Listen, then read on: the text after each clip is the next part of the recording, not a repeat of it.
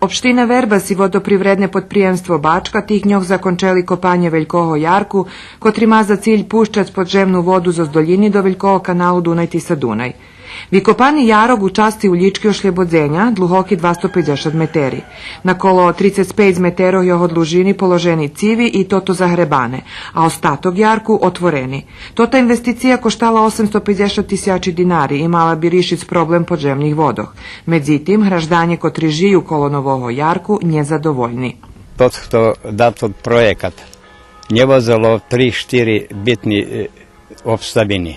Perše nema veze za ekologiju, za očuvanje životnog stretku, a nje vozelje računa, a nje od zecoh. Postoji možda problem što su neki delovi otkopani i zbog bezbednosti, kako su neki građani rekli. Naravno da smo mi jedan deo, kao što sam već rekao, zacevili, zakopali, ali na neki način ćemo i taj problem pokušati da rešimo. Kada smo rešili ovaj mnogo veći problem, sasvim sigurno da postoji opština sa ove strane kao jedan partner na rešenju tih problema.